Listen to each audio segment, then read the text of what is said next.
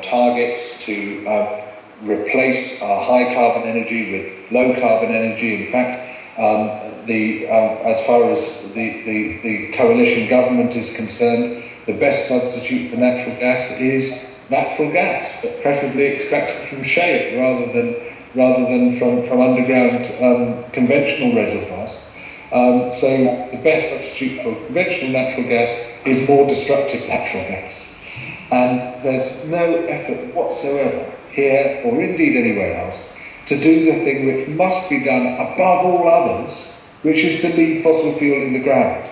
Because ultimately it does not matter how much low carbon energy we commission if at the same time we're not decommissioning the high carbon energy. And the key with climate change, it's less to do with investment, it's about disinvestment. It's about getting out of fossil fuels, even more than it's about getting into new technologies. Otherwise, building wind farms and solar plants, or nuclear if you prefer, it's like going on a diet by eating an extra salad while still eating your chocolate fudge cake and your ice cream and all the other things that have made you fat in the first place. If we continue to extract fossil fuels and burn them, it's simply not going to make any difference to have alternative sources of energy at the same time. And so, quite rightly, the 350 campaign, 350.org campaign, has picked up this message and has made a very clear call that the key campaigning aim must be to leave fossil fuels in the ground. It must be to park some 80% of the fossil fuels that we've already identified are already good to go. In other words, 80% of the global fossil fuel reserve. Now, the reserve is just part of the resource, which is all the fossil fuels under the Earth's crust, but the reserve is that part of the resource which has been identified, which is economically viable under current conditions, and which is extractable with current technology. So if we can't use 80% of the reserve, it is utterly insane to be prospecting further into the resource to try to expand the amount of reserve.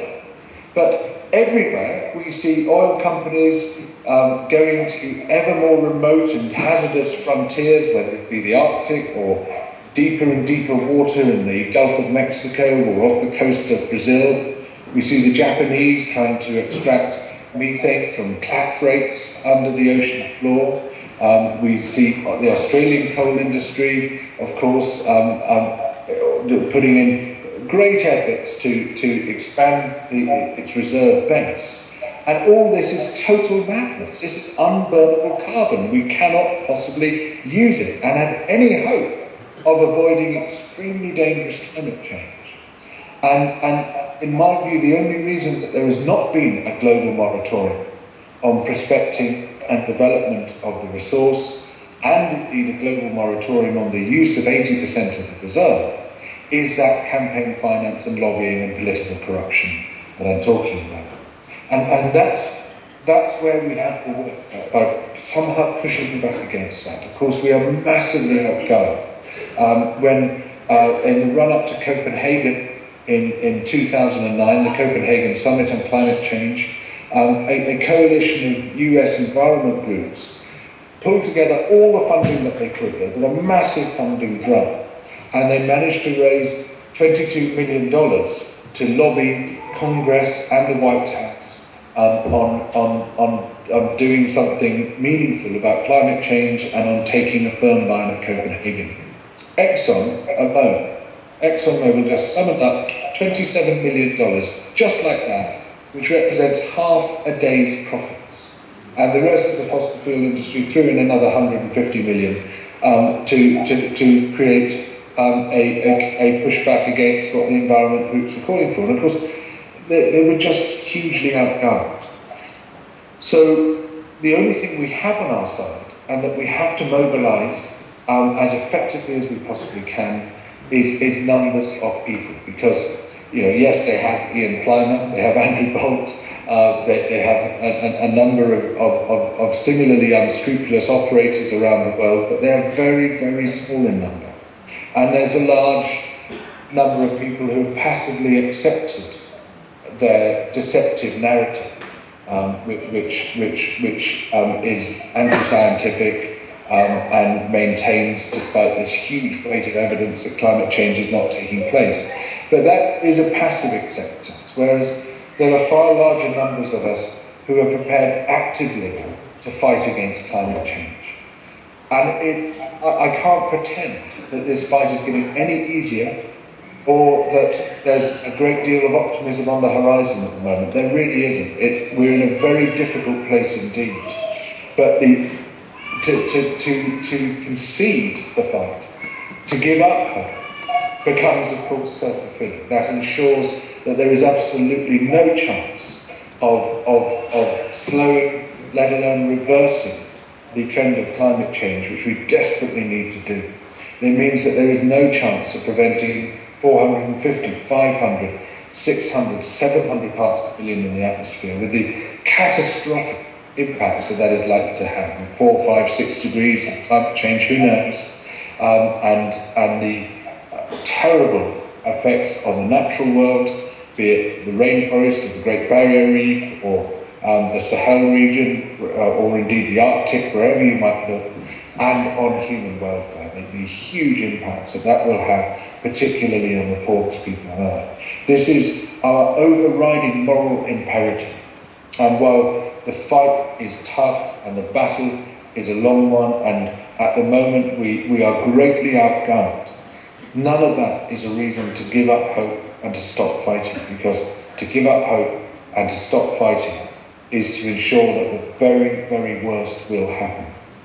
And we can't promise ourselves a Shangri-La. We can't promise ourselves a happy landing place where things will be all that much better than they are today. But we can promise ourselves that we can do something to prevent the very worst from happening. And I know that's not a great deal to hold on to, but I think at the moment that is our most realistic hope.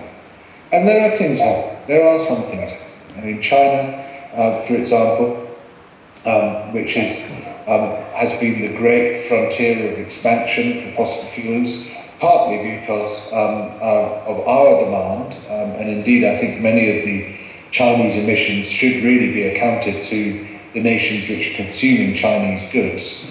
If that were the case, China's emissions would fall by 45%. And it's going some way towards trying to change the enormous impacts which is having on its own people as well as on the rest of the world. And there's a lot of new planning now for emissions controls, emissions of all kinds, carbon dioxide, but also sulfur pollution and many of the other causes of devastating ill health in China. And a big push now towards renewable energy, but of course the big push towards fossil fuels is still happening at the same time. But the one possible hope is that if China really does take this very seriously, and it's beginning to look as if it might, then that removes one more excuse from the richer nations to say, well, what's the point of us doing anything if China's not doing anything? Of course, what we've had up to now has been a perfect circle of finger pointing, where everybody else says there's no point in us acting unless they act, and so nobody acts at all. And we're beginning to see tiny little shifts within the Obama regime, but unfortunately they are pretty pathetic at the moment. European emissions and US emissions have been falling, but that's primarily due to the recession or the slowdown in those countries, to a one-off replacement of some coal with natural gas, which is something you can't keep repeating because you can only do that thing once. And of course that continual offshoring of industry to China and other parts of the world. So the cuts aren't necessarily real ones or sustained ones, but these are the little fragments of hope which we must cling on to. And fragments of hope are absolutely essential. An ounce of hope is worth a ton of despair. And so, small as it may be, We must hold on to that hope and do everything we can to amplify it. But fundamentally, that means a fight against political corruption. And I believe that if we are to be effective as climate change campaigners, we have to join forces with the political reforms and join forces and massively boost that effort to reform campaign finance, to reform lobbying, to reform the corruption at the heart of our public life. Thank you.